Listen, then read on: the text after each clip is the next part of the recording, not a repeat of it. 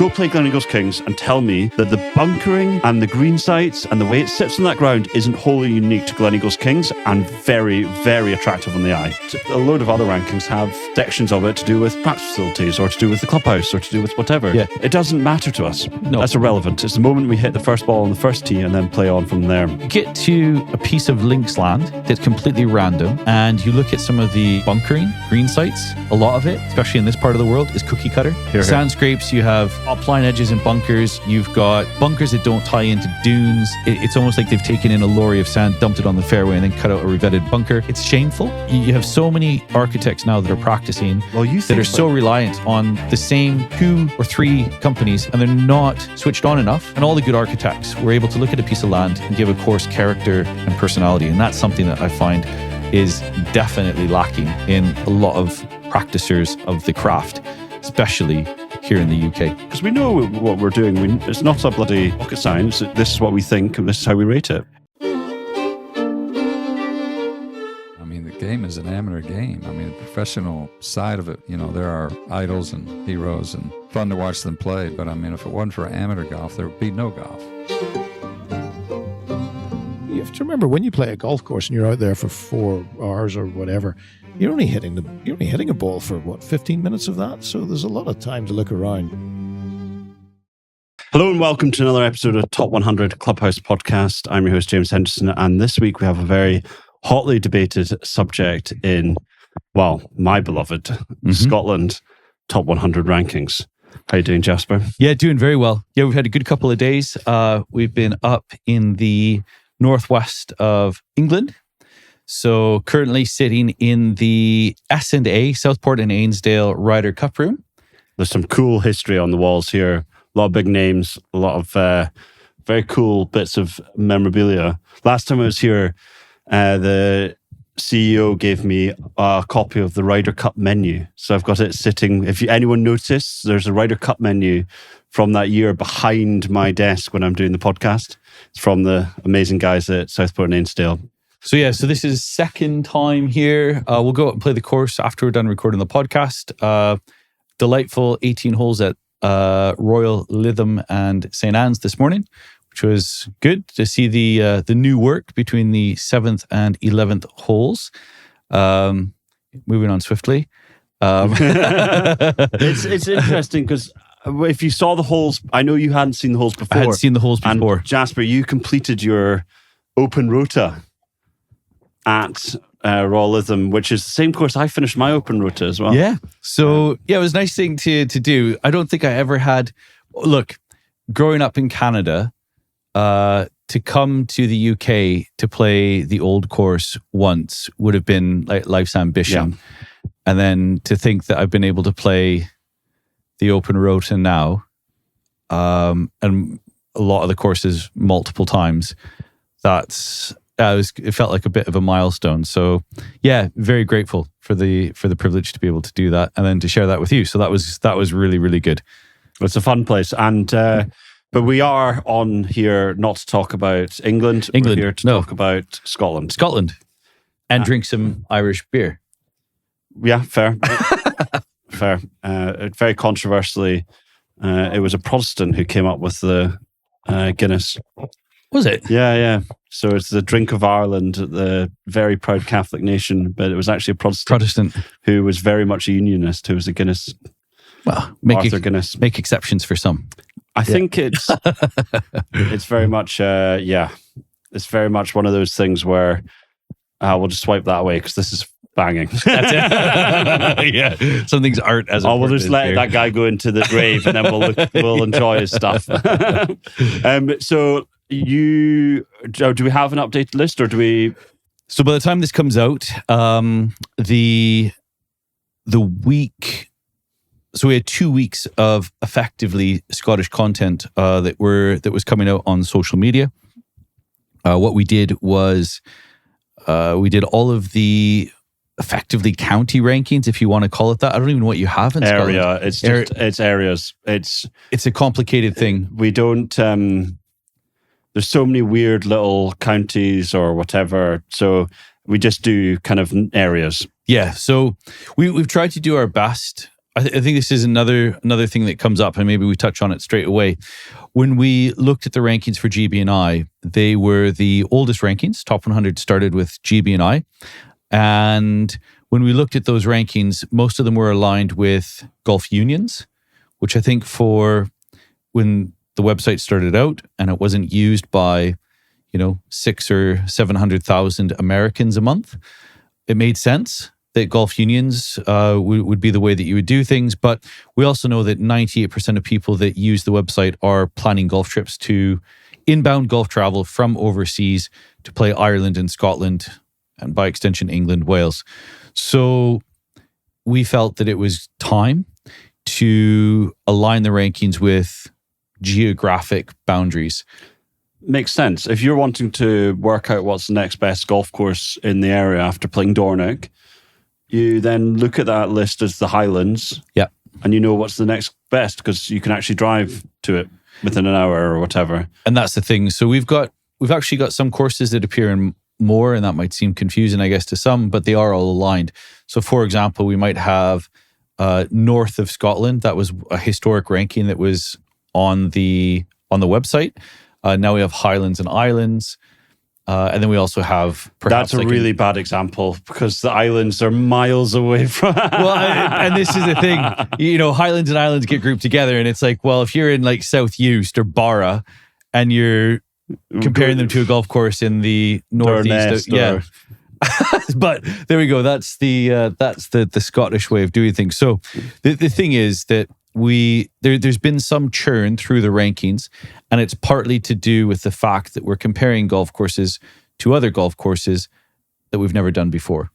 So that's kind of the first explanation as to why there's been so much movement through the rankings. I do think that I'm the head of the Scotland panel, and I know that you were very much agreement with me that when I looked at the previous rankings, when I took over, I was wanting to take, go through it with a fine tooth comb, because previously we've kind of viewed all Scottish golf courses to compare against Scottish golf courses in our Scottish ranking, rather than taking a view of a world view where there's a million great parklands in America. Yeah. And so you will see on our rankings that we've decided that our parkland in Scotland has to then compete against a parkland in America to be proven as of quality. Well, and this is the thing. So maybe to use, the Irish rankings have come out, and I think we'll see this in GB&I when it eventually comes out after we release England, that just because it's a banging parkland golf course in England, if it's in the top 30 to 40 golf courses, it's got to be on par with the best that you would find in America.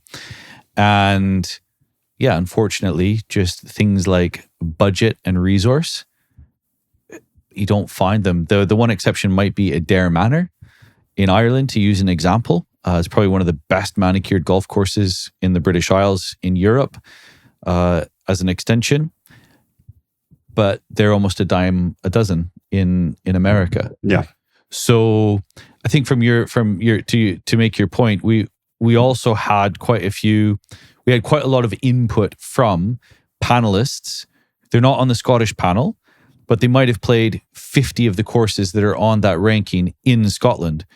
And this was the first time that we said, right, if you have any depth of play, we'd like to know from you. So we've kind of gone from a handful of Scottish panelists to roughly about 70 odd that have given us their feedback. It's crazy how many people travel to Scotland. Well, this is the thing. And a lot of the Scots too, they're from Scotland, born and bred, played everything, maybe college golf, amateur golf, and then they've went over to America to have careers in various bits and pieces. They still come back every few months to visit family and friends, maybe for work. And they are playing a lot in Scotland. The reason why we didn't have them as contributing towards that before was because they're simply based in America. But actually, most of them had more depth and more play in Scotland than some of our own like homegrown Scottish panelists. Yeah. So it seemed to defy logic why we wouldn't have them, or at least have their input that we could use along with the data that we get from our panel, which I think is about 16 or 18 strong now, dedicated golfers in Scotland. We've got some really cool and interesting people that have done a lot of work. So big shout out to the panelists that have helped us get to where we are, because there has been a massive mix-up. We've really ignored previous rankings in this one and looked at what we think is... We've kind of started again. Yeah. There's a reason... I'll let Jasper explain it, because you won't have any comparisons to previous rankings on this. And that was a very careful decision that was made. We felt that because we had brand new geographic rankings, so the boundaries for each of the internal rankings was now different.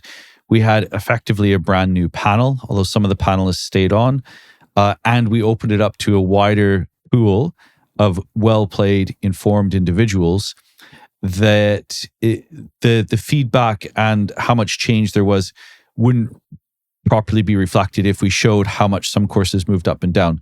And the reason why we didn't want to do that was because you've got some really good golf courses that have actually made great strides, and they've invested in their club, in the course, in the greenkeeping, the agronomy, the tree, all of those things that everyone's supposed to be doing, just as good hygiene basically for a golf course.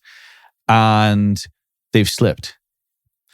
And we felt that that was very unfair, because they're doing everything to go up in the rankings, but perhaps we felt in the past that maybe, based on our criteria and in the views of some of our panelists, that they were here and now they've moved down, and it would appear that they've done something wrong, which they haven't done.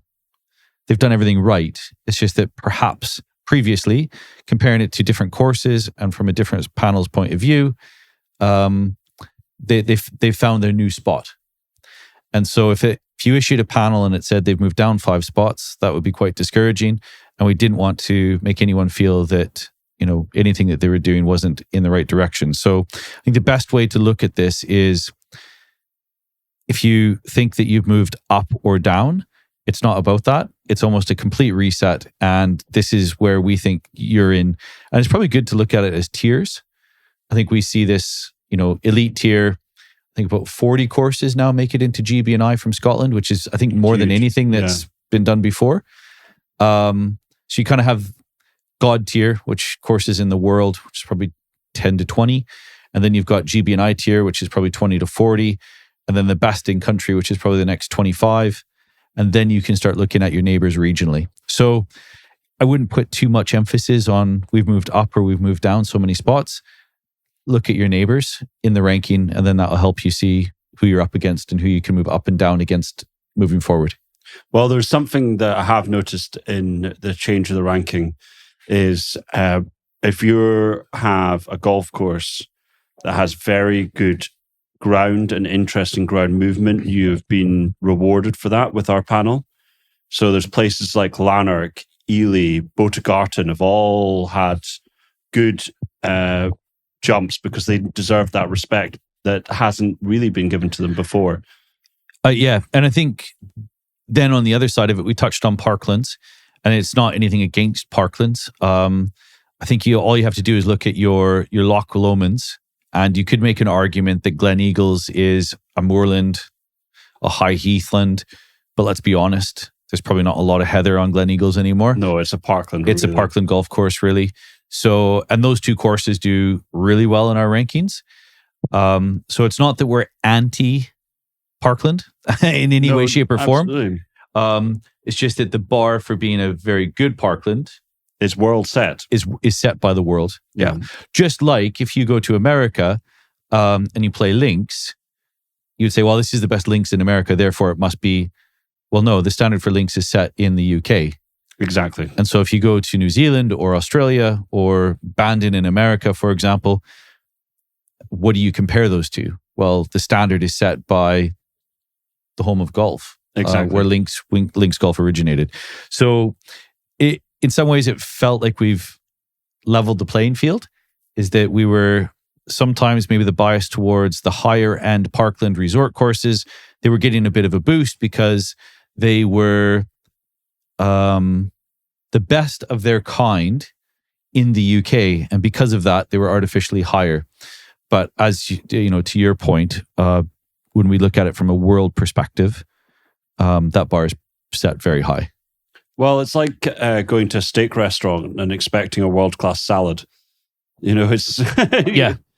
Or world-class fish and chips. It's like, order the bloody steak. Exactly. That's what they do. That's what they do well. And that's what you expect to be great. So yeah, so to your point, let's call a spade. Courses, Fairmont, for example, the two courses in Fife, they've fallen a little bit or a lot. Other courses of a similar ilk, maybe the higher end, highly polished resort offerings. And we keep coming back to this. Top 100 is and should be a broad church. It should be very inclusive, but those elements of great golf, firm turf, running golf played on the ground, that rewards all skill sets, that you can play quickly, that give you options, on and on and on. All the things that we know make for good golf, whether it's a big, shiny, brilliant golf course that's got a concierge and a boot clean and a... Like Gleneagles. Yeah, like Gleneagles. They should get a fair shake. But then also, other courses like Durness should also be there as well. And you can't have, one more different than the other. But it's when you step onto the first tee, what's it play like? How does it play? Yeah. It's not about whether you get your shoes shined. Exactly. And maybe that's a good thing to keep in mind. Whenever we put things out on social media, we always get quote unquote fan mail back. Some of the stuff's hilarious. And, I've played this 3 times and I know that, great, not a problem at all. If in your opinion, this course is better than that course, you're right for you. Our criteria is probably different. And that's fine. And by I say our criteria, I'm saying top 100 and perhaps, just a golfer in the wild. So it's good to compare apples to apples. And before you say that we're right or wrong, it's good to see like what we say is important. Because even within the rankings, sometimes we get that. And especially we hear from golf club managers sometimes, you've ranked us here and we're this in this ranking and that ranking. But not all rankings are created equal and not all of them have the same criteria. Well, we don't. A load of other rankings have sections of it to do with practice facilities or to do with the clubhouse or to do with whatever. Yeah. We don't do any of that. No. It's not about, that's nothing to do with us.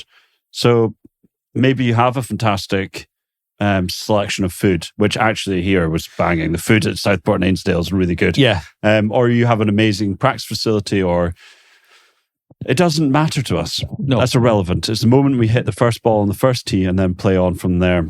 This podcast is brought to you by Echo Shoes, particularly their new Biome C5. David, I know you have a wee bit of a fondness for an Echo. Yeah, no doubt. I am literally a walking advertisement for Echo. And I can honestly say I played the World Top 100 in my Echoes. I spent years running around, diving around tennis court and stuff like that for a really long time. And that takes a toll because it was hard courts. And so hard courts, there's a lot of, things going on with your feet. And when I started to get a little bit older, not even old, like in my 30s, I had, my feet were bothering me when I had to do long walks and stuff like that. I mean, 4.5 miles is the standard golf round. So 4.5 miles, right? So 4.5 miles of walking. When your feet hurt, it's the worst thing ever. And like I had so many rounds where I would get done, and when I first started playing golf, and I couldn't take it. Like I had to get the shoes off, and my feet were just throbbing. And, I ran into Echo probably in, 2007, 2008, 2009, whatever the year was. It was before I started my journey really for playing the World Top 100. Yeah. If you're doing the world's top 100, you need to be able to trust where your clubs are going and never get sore feet. Exactly. So, yeah. The rest you can sort out along the way. So just a couple of things about the Echo Biome C5. Every detail is crafted for the perfect feel, and I know David and his many adventures in golf have enjoyed Echoes over the years, but these have been designed to play and built for comfort. So thank you very much, Echo. Appreciate it a lot. This episode is brought to you by the Lockhart Travel Club. We believe golf is more than a game. It's a journey journey we've made across 34 of the world's top 100 courses last year, and now is your turn. We curate bespoke travel experiences for passionate golfers who expect nothing but the best. Membership is limited, so join us at lockharttravelclub.com. So I think the other ones that maybe make a bit of a splash, we're still waiting for a couple of courses to perhaps make their way into the Scottish rankings. The big two this year were Old Petty and Trump New, which perhaps we can have a quick word about. The other ones that were interesting. Let's be honest, I think our listeners are probably bored of us speaking about that so much. Yeah. I mean, I have seen some of the other rankings. Of course, we don't pay too much attention to what other people do. We feel comfortable in making our decisions. But just out of curiosity, I think there was a couple of rankings that have been brought out of other companies that do rankings as well. And I think Trump New is above Old Petty. We've gone in the inverse of that. So Old Petty above Trump New. What I appreciate about what we did was actually the two of us, and we looked at what we got back from our guys, and there was a pretty strong consensus to what we agreed on, and we never looked at another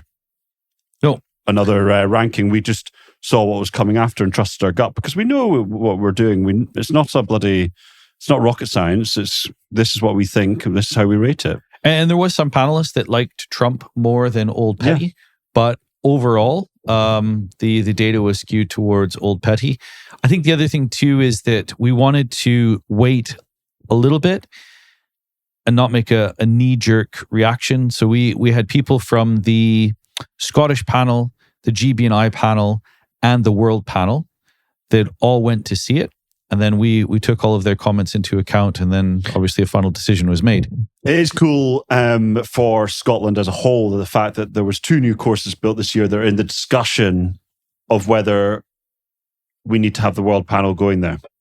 Well, and that's the exciting bit. And I think, we've got one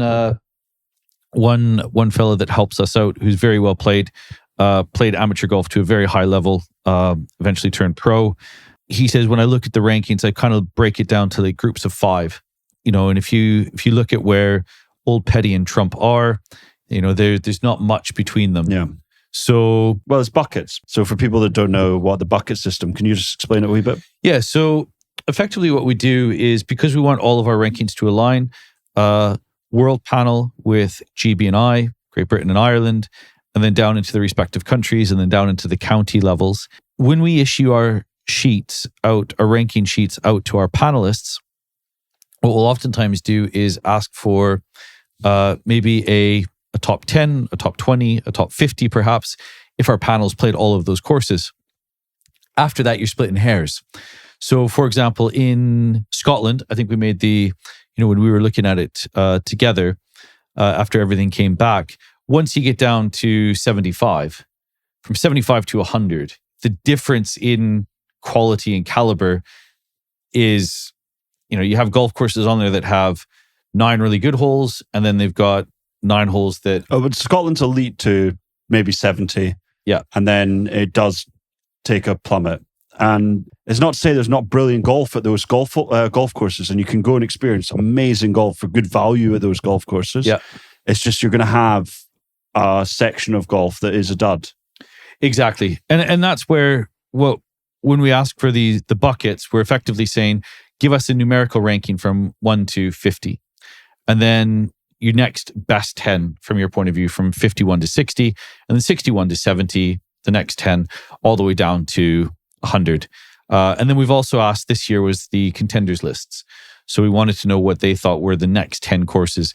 And once you get to about 90, you've got courses on there that there's probably 30 different courses that come up in conversation. If not more. Like it's... So there's 100 golf courses in Scotland that could be in the 90 to 100 bit. And that's the point. And I think it's quite exciting, especially when the England rankings come out. You've had a look at those. The turnover from like 90 to 100 or even 85 to 100 is quite big. So, but it's nice to see different courses coming in. I feel like it happens every time for every ranking ever. I always remember seeing certain golf courses come in, certain golf courses come out. And it was actually, I remember when I first started doing the GB&I, aim for the GB&I ranking, if you didn't pick a year, you'd go and play 2 or 3 courses in Dorset or something, and the next thing you know, they're not in it the next year. Yeah, waste of time. So, and I think that's a good point, is that the caliber of golf, I think the one thing that we found is in Ireland, the ranking probably top 30 is pretty elite golf. Scotland, you're looking at 50 to 70 are really, really good. England, though, is next level. The amount of golf in England, deep. You get up to 100 and you're still picking between really good golf courses that make it in. So, but look, that's the nature of rankings. Did we get it right? We did our best. The nature of these things is that things change and evolve. You can't be everywhere all the time to see everything.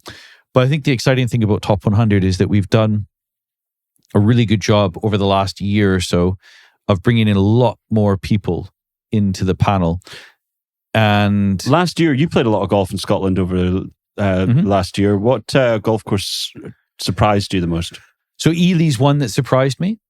Obviously, it's getting that cult kind of following. A lot of the bigger kind of social media, golf, nerd, architecture type brands. I think it's because they listen to the pod, because the last 3 years I've been shouting about how good Ely is. They've been listening to you, and eventually... Years. And hopefully it's now become the hipster classic. It is. And the new North Berwick, as they call it. Yeah, the first time I played it, I liked it because it was different. I think there's a couple holes out there where, like, if you're really critical, you look at it and you say, oh, if you could play that hole this way as opposed to that way. I'm thinking about the seaside holes. Yeah. And then the backdrops, some of the par 3s. But again, you're being hypercritical of a golf course that was laid out, 120 years ago or more, and hasn't really changed, and just, it is what it is. And it's absolutely brilliant. I think the green sites, especially the ones that run away from you, that's something that you don't see very often. And it's so good. If you play it in summer when it's burnt out and fast, and you have to think about where you land your ball so that it rolls onto the green, and you're thinking about like 20, 30, maybe more yards on some holes in front of the green to where you have to land your ball. That type of golf is so special.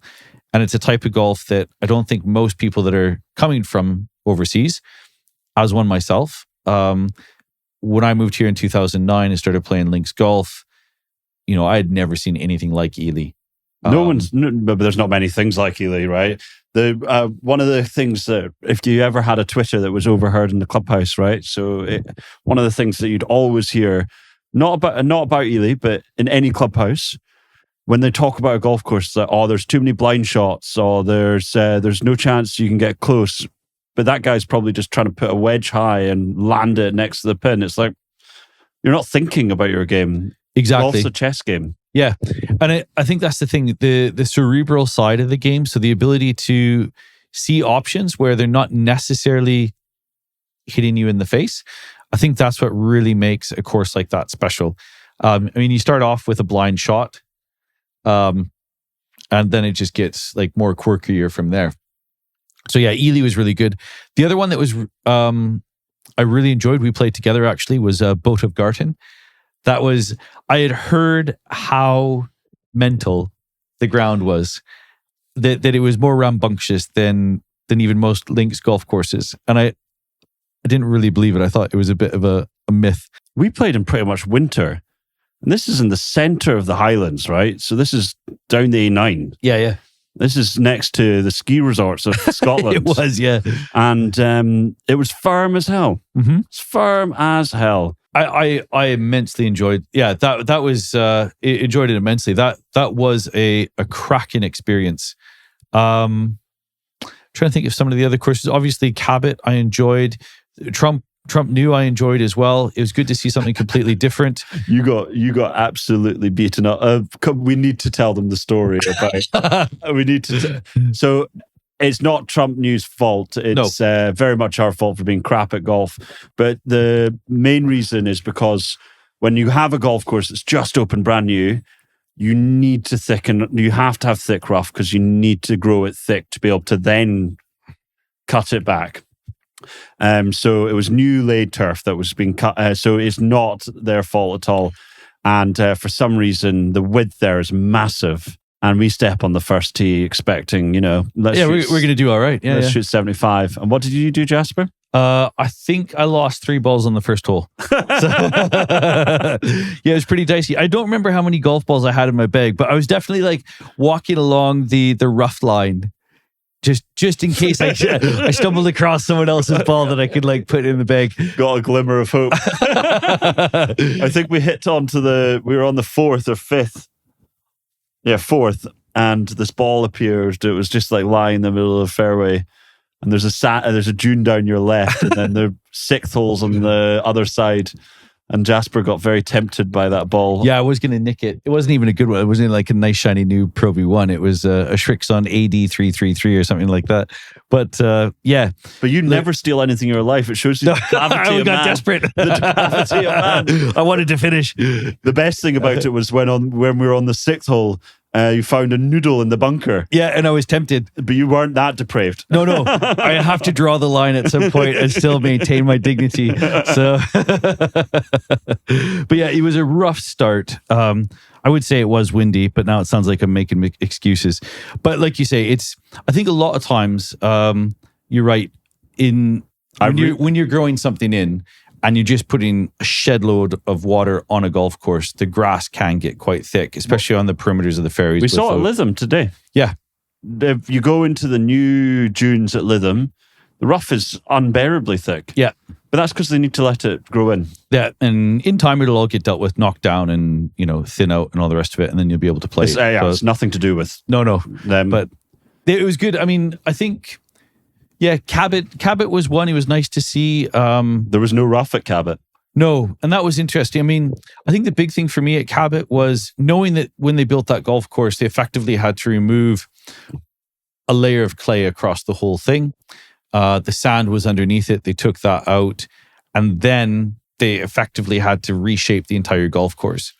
But when you go across that golf course and you look at the contours in the fairways, it's impossible to see, what they've done, where they've been, what they've shaped. And then you realize that, no, all of it's been shaped. I mean, that's pretty spectacular. Yeah. So I think from a construction point of view, that was definitely a highlight to see what can be done by people that know what they're doing. The level of skill, if they're given time and resource to produce something special, the quality of work that you can get is phenomenal. So shout out to Chris and Clyde for their hand in that. I know both of them were there and spent ridiculous amount of time on the machines, massaging that place. They've done a great job. The ability to marry in farmland into what is built dune land is really impressive, and they've done a great job. Yeah. And so from a construction quality point of view, I think that's definitely a highlight. As far as the rest of... It's a really nice walk as well. It is, yeah. I mean, you talk, Tom Doak's famous quote is, if it's a good routing, it's kind of where you would go for a walk with your dog if you just had to go walk through the property. And it is true. You kind of walk out and you kind of come to the edge, walk down 3, walk out to the bay, turn around, walk back in, up over the highland, back, and then back where you've come from. It's a brilliant walk. It reminds me a little bit of it's almost a hybrid of the routing from, Taraiti, St. Patrick's, and maybe a bit of Cruden Bay. It's not like that man built 2 of those. There you go. So yeah, it's an interesting one. But I think the more you see from these various architects, you start to see similarities or how they've approached various features and how they've overcome them and what works. But that's also what makes the study of golf course architecture really interesting, is because you can do that for a modern architect who's still practicing, in Tom Doak. But then you can also look at, the legends like, Colt or Mackenzie. You look at their best work and what they did to make it great. Who do you think is Scotland's best architect? Do you know what? We spoke about this. I would have to say, and this might be controversial, but when you actually look at the facts, James Braid. Well, he did. A lot of people don't give him justice for quality of the top level of his work. He also did a lot for small village golf. Yeah.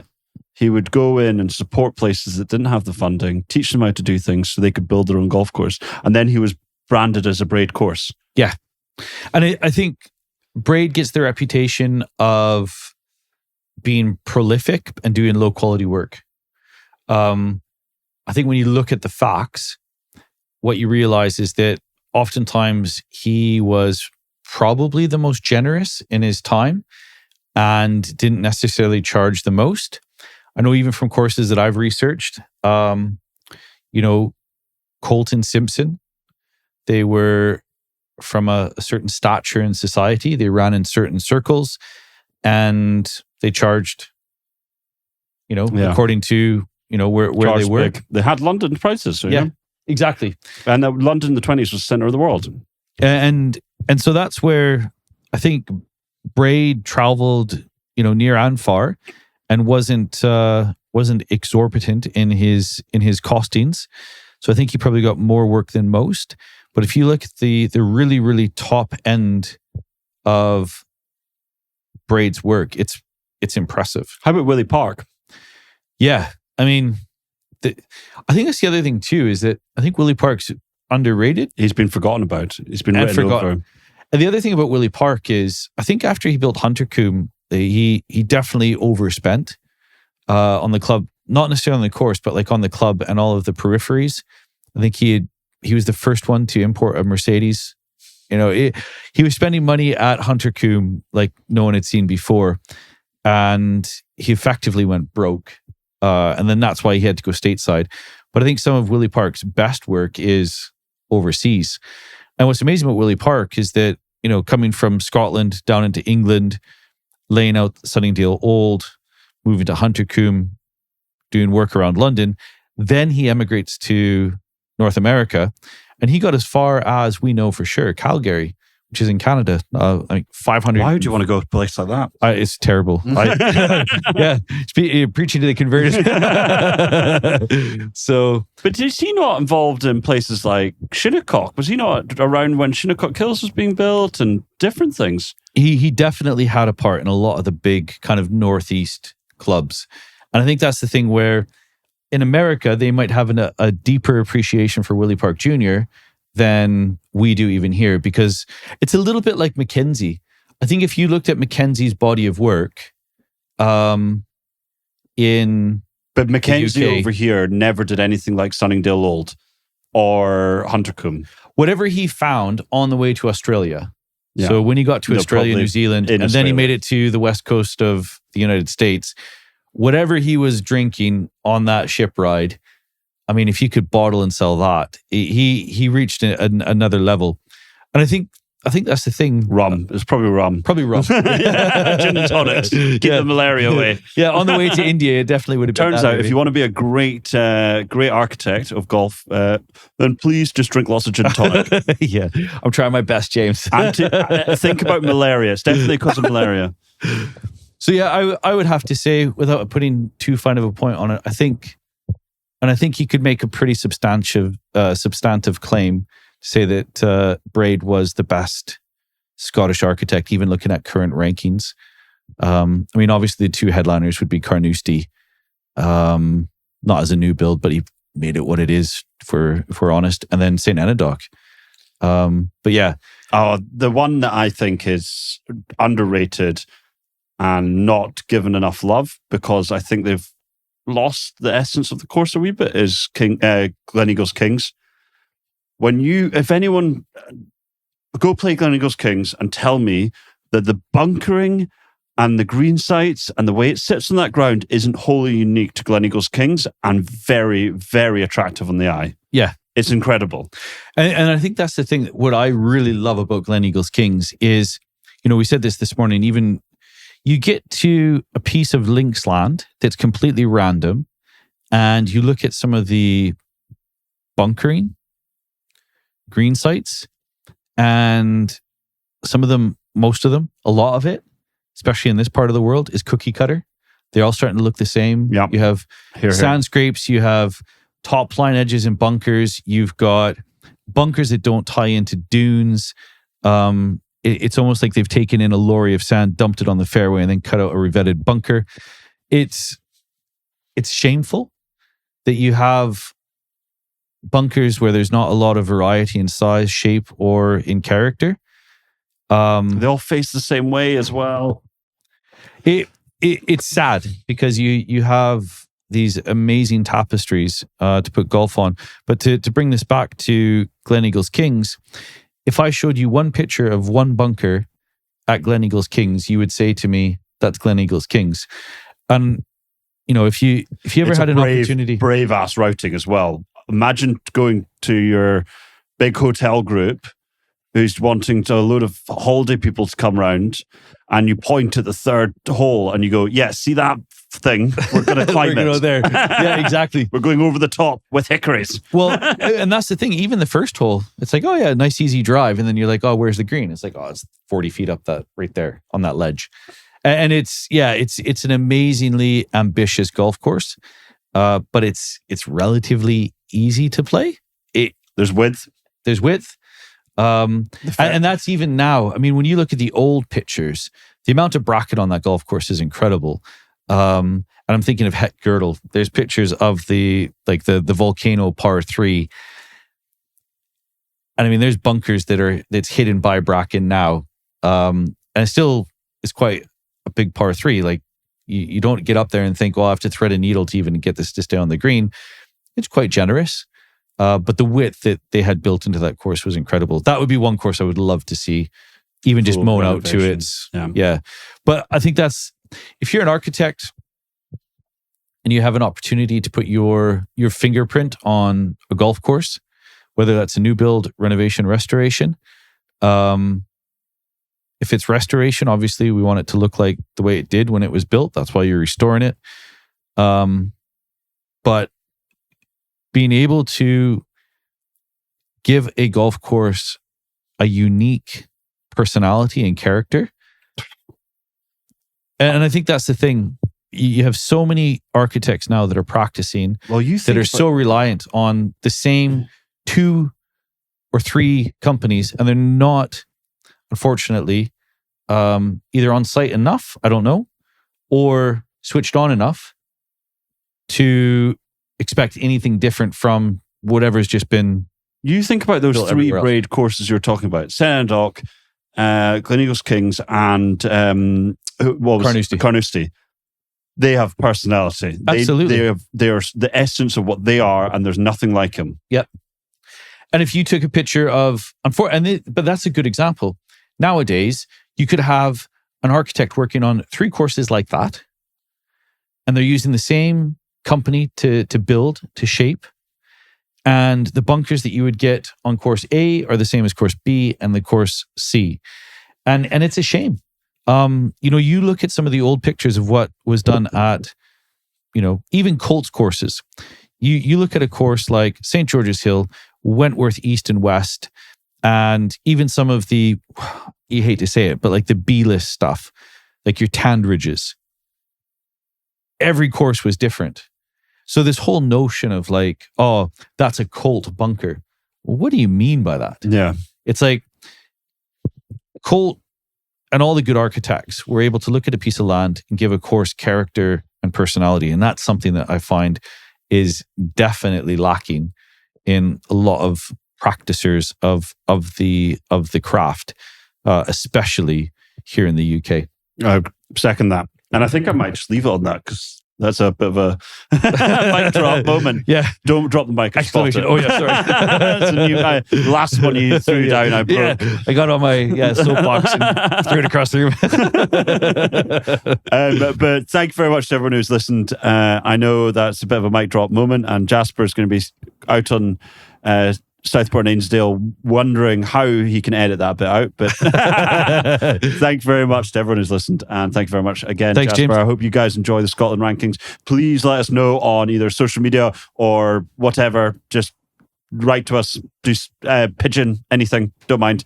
But we would love to hear what your thoughts are, and if there's anything we missed or any golf courses that you think are underrated, overrated, please do tell us, because That's what we are, right? Yeah, We're here to debate. Yeah, exactly right. And it's good just to have something that spurns on that discussion. So yeah, here. Right. Thank you very much. Top100golfcourses.com has set the standard for golfers worldwide, and now you can wear that standard proudly.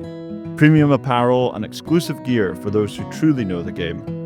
Shop now at top100golfcourses.com.